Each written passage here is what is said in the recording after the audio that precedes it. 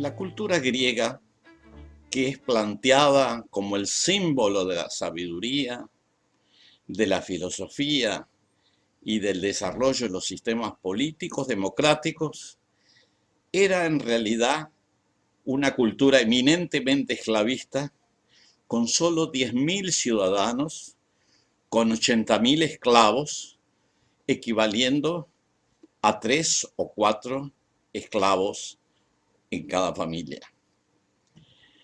Además de los esclavos, que no poseían derechos individuales, la sociedad ateniense, la sociedad griega, en particular la ateniense, era una sociedad que excluía a las mujeres, que obviamente eran la mitad de la población. Y también excluía a aquellos denominados metecos, que si bien en su mayoría eran griegos y provenían de otras ciudades griegas, eran considerados extranjeros y no tenían derechos de ciudadanos. Los metecos eran aproximadamente 1/3 de la población.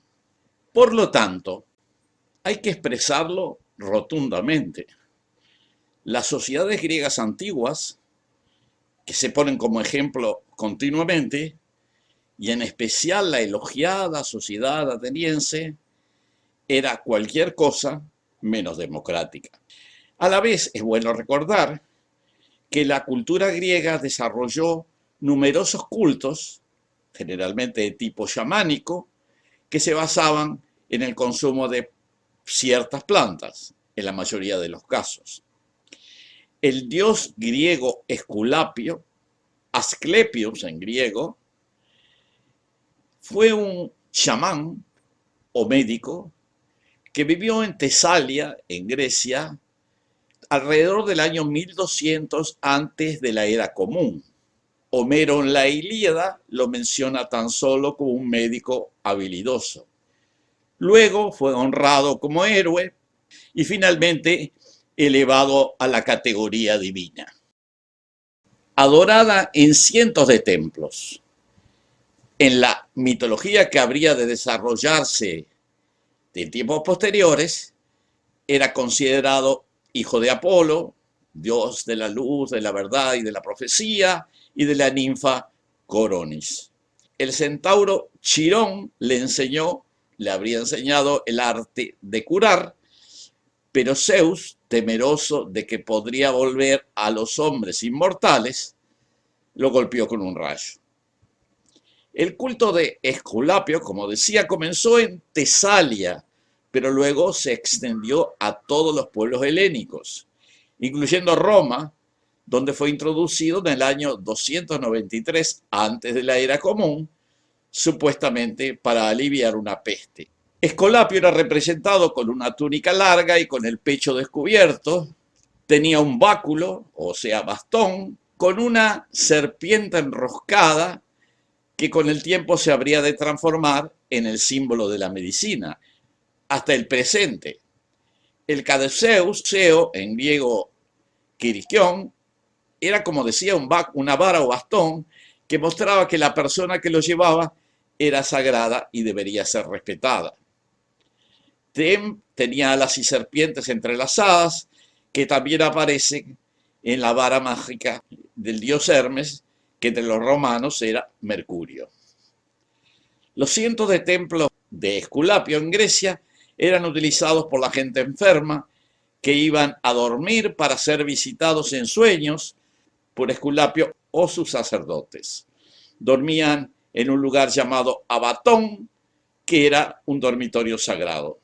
Según se cree, se usaban dietas, muy probablemente amapola, o sea, opio, y otras plantas curativas y ceremoniales, baños y ejercicios como método de curación. Como decía anteriormente, todavía hoy en la sociedad contemporánea se utiliza habitualmente el báculo de Esculapio, un bastón rodeado de 2 serpientes enroscadas, como símbolo de la medicina.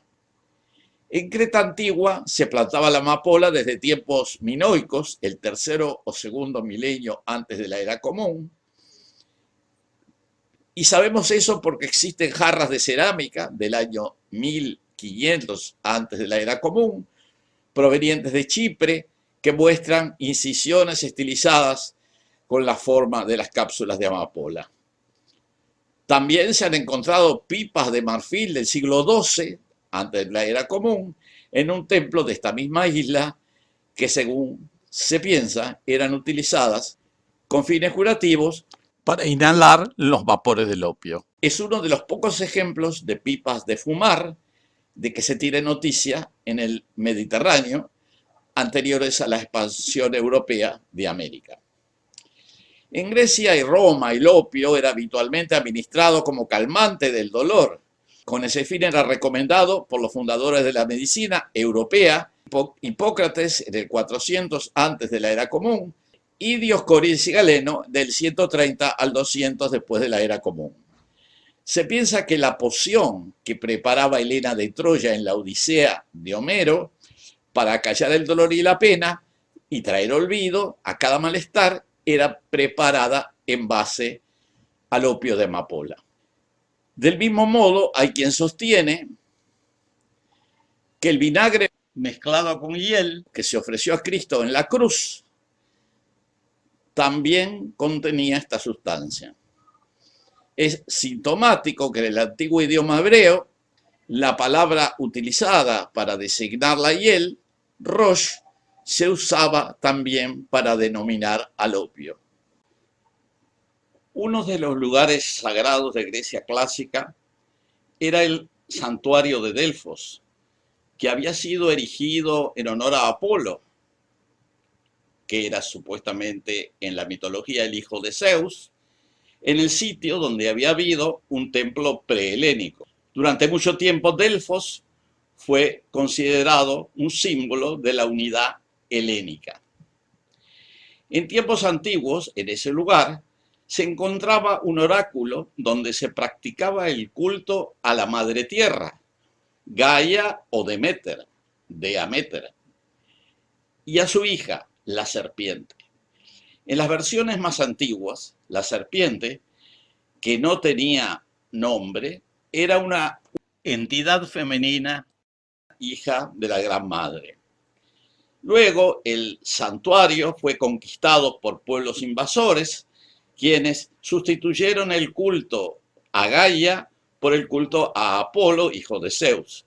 Seguramente este hecho representa la victoria de los grupos patriarcales griegos sobre las sociedades matriarcales que habitaban la región Egea en tiempos anteriores. Si bien desde esa época el templo fue dedicado a Apolo, las creencias prehelénicas sobrevivieron en forma sincrética en las nuevas ceremonias. La serpiente, hija de la madre tierra, pasó a ser de sexo masculino y su nombre Pitón. De allí que las sacerdotisas de Delfos se llamaban pitonisas. Delfos, que quiere decir matriz o útero, estaba ubicado sobre una piedra situada exactamente en el lugar donde supuestamente se habían encontrado dos águilas que había enviado Zeus. Ese sitio preciso, que era el centro del templo, era denominado ombligo, ónfalos, mientras que el recinto sagrado se denominaba stomios, que significa vagina o boca, que a su vez estaba atravesado por una hendidura que se llamaba chasma, por donde salían vapores que producían embriaguez. Estos vapores se llamaban entusiasmos. Probablemente dichos vapores eran producidos por la quema de cáñamo, cannabis, o por alguna solanácea. En un próximo video continuaremos este tema sobre las sociedades chamánicas griegas.